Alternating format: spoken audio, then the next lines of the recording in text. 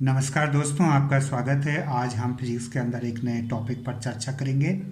आज का हमारा टॉपिक है किसी बिंदु आवेश के कारण वैद्युत क्षेत्र की तीव्रता। किसी बिंदु आवेश के कारण वैद्युत क्षेत्र की तीव्रता।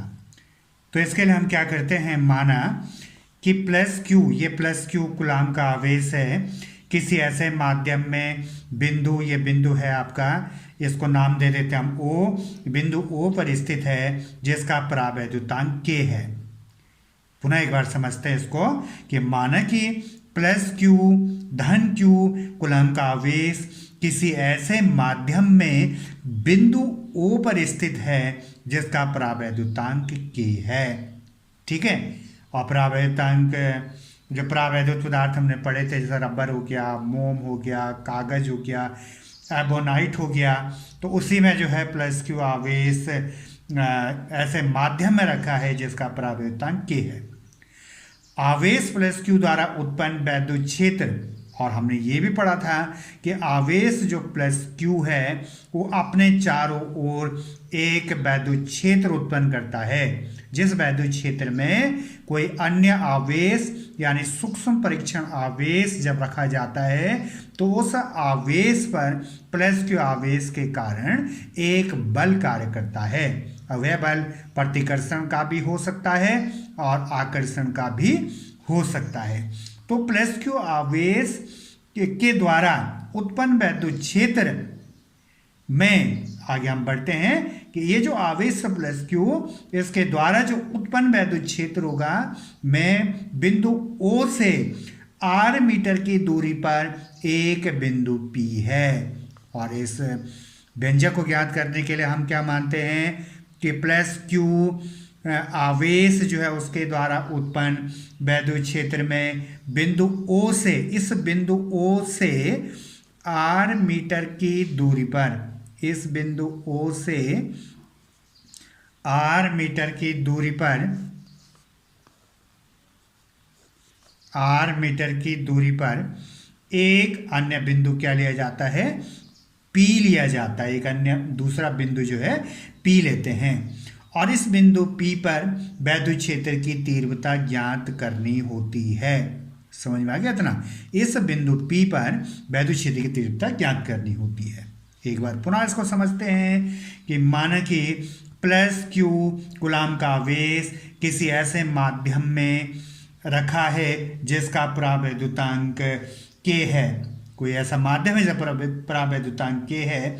आवेश प्लस क्यू द्वारा उत्पन्न वैद्युत क्षेत्र में बिंदु O से R मीटर की दूरी पर एक अन्य बिंदु P है जिस पर वैद्युत क्षेत्र की तीव्रता ज्ञात करनी होती है। ठीक है। इसके लिए माना कि बिंदु P पर एक धन परीक्षण आवेश प्लस Q0 को स्थित माना जा सकता है। अब हम क्या करते हैं कि प्लस Q से जो कि आवेश बिंदु पर लगा, इससे R मीटर की दूरी पर जो है एक हमने दूसरा आवेश मान लिया जहाँ पर हमें वैद्युत क्षेत्र की तीव्रता ज्ञात करनी है। तो इसी बिंदु P पर जो हम मान लेते हैं कि यहाँ पर जो है एक सूक्ष्म परीक्षण आवेश Q0 स्थित है। ठीक है। अब क्या होगा, इसमें प्लस Q के कारण प्लस Q0 यानी सूक्ष्म परीक्षण आवेश पर क्या करेगा, एक बल कार्य करेगा जिसे हम वैद्युत बल कहते हैं। ठीक है। और ये इसकी जो प्रकृति होगी धनात्मक होगी और दिशा कहाँ की तरफ होगी, बाहर की तरफ होगी। ठीक है। दिशा इसकी O से P की तरफ यानी बाहर की तरफ होगी। प्लस क्यू आवेश के कारण सूक्ष्म परीक्षण आवेश प्लस Q0 पर एक बल कार्य करेगा और यह बल जो है प्रतिकर्षण का होगा और इसकी दिशा बाहर की ओर होगी। ठीक है। तो आगे इतनी आपकी समझ में आ गया कि माना कि जो है प्लस क्यू कूलाम का आवेश है जो कि बिंदु O पर स्थित है। इस बिंदु O से R मीटर की दूरी पर एक अन्य बिंदु P है जहां पर हमें वैद्युत क्षेत्र की तीव्रता यानी E ज्ञात करना है। इस बिंदु P पर हम सूक्ष्म परीक्षण आवेश Q0 रखते हैं। सूक्ष्म परीक्षण आवेश Q0 पर प्लस क्यू आवेश जो कि मेन आवेश है उसके द्वारा एक बल लगता है, और इसी बल को जो हम वैद्युत बल कहते हैं, जिसके कारण यह प्लस क्यू आवेश जो है क्षेत्र से बाहर की ओर प्रतिकर्षित होता है और इसकी दिशा जो है बाहर की ओर होती है। ठीक है, तो अब हम आगे बढ़ेंगे। कूलाम के, नोट कर लेते हैं इसको, कूलाम के नियम के अनुसार, कूलाम के नियम के अनुसार, कूलाम के नियम के अनुसार सूक्ष्म धन परीक्षण, सूक्ष्म धन परीक्षण आवेश, सूक्ष्म धन परीक्षण आवेश प्लस, ये भी धनात्मक है, प्लस Q0 पर लगने वाला वैद्युत बल, और कूलाम के नियम के अनुसार एक आवेश के कारण दूसरे आवेश पर लगने वाला वैद्युत बल F बराबर, कूलाम का जो सूत्र होता है 1/4πε0 के Q1 Q2 बटे R स्क्वायर, 4πε0 के, क्योंकि परावैद्युत तंग माध्यम में स्थित इसलिए के भी आया हुआ है सूत्र में, और Q1 Q2 Q1 की जगह क्या है यहाँ पे Q, और Q2 की जगह क्या है इसमें Q0, और बटे दोनों आवेशों के बीच की दूरी का वर्ग। तो F बराबर हो जाएगा 1/4πε0 के Q1 Q2 R square Newton. और यदि इसकी दिशा पूछी जाएगी तो प्लस Q आवेश प्लस Q0 पर एक बल लगाएगा जो कि बाहर की तरफ लगाएगा, अर्थात O से P की तरफ। तो इसकी जो दिशा होगी ये हमेशा जो है O से OP की ओर दिशा का उल्लेख करना इसमें आवश्यक है ना, दिशा बताना इसमें जरूरी है। दिशा का संज्ञान इसमें लेना बहुत जरूरी है। दिशा नहीं दी इसमें तो फिर ये जो है आपका, क्योंकि ये सदिश है, दिशा के साथ साथ ये परिमाण को भी क्या करती है, व्यक्त करती है। वैद्युत क्षेत्र की तीव्रता क्या है, एक सदिश राशि होती है। ठीक है, यहाँ पर तो ये बल है, तो बल भी क्या होता है, एक सदिश राशि होती है जिसमें परिमाण के साथ साथ दिशा बताना भी आवश्यक होता है। सदिश की परिभाषा होती है। ठीक है, आगे बढ़ते हैं। अतः बिंदु P पर, कहाँ पर निकालना वैद्युत क्षेत्र की तीव्रता, बिंदु P पर। अतः बिंदु P पर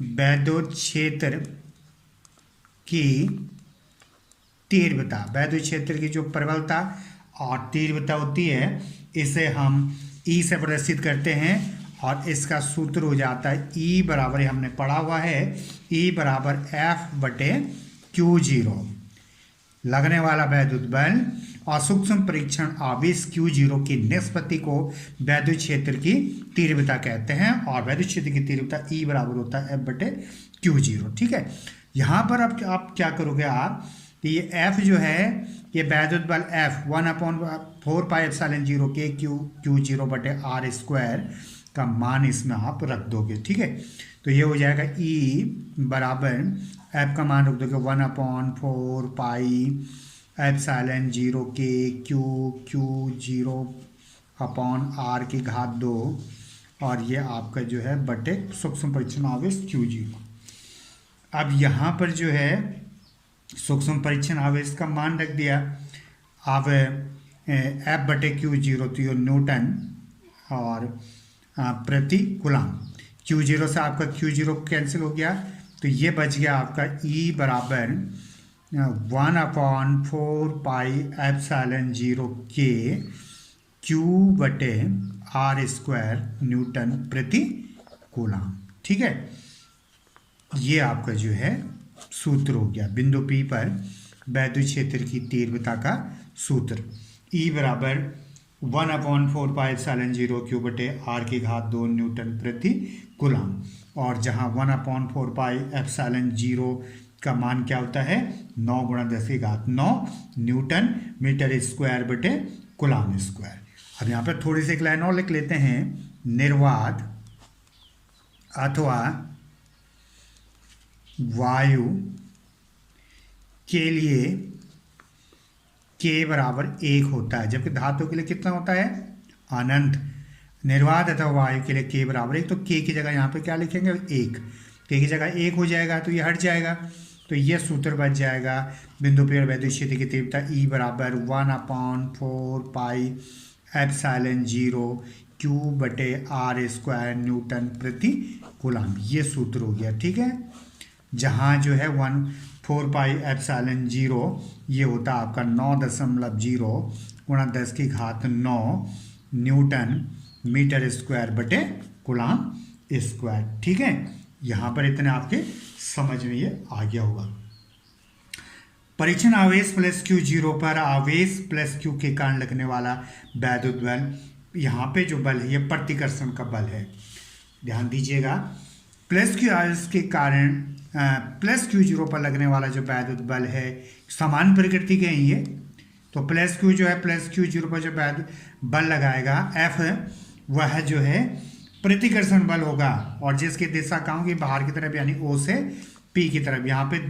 यहाँ पे आप दिशा भी लिख सकते हो, दिशा भी लिखनी है यहाँ पे O से P की ओर। दिशा क्या है इसी O से P की ओर यानी OP की ओर, ऐसे भी उसको लिख सकते हैं।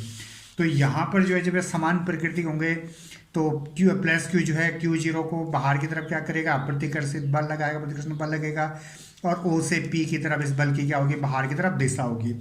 परंतु इसका उल्टा जो आवेश जो है ये माइनस Q हो, बिंदु O पर स्थित आवेश ये वाला माइनस Q हो, तब यह जो है सूक्ष्म परीक्षण आवेश प्लस Q0 को बाहर की तरफ प्रतिकर्षित नहीं करेगा, बल्कि क्या करेगा ये माइनस Q अपनी तरफ क्या करेगा इसको प्लस Q0 को आकर्षित करेगा।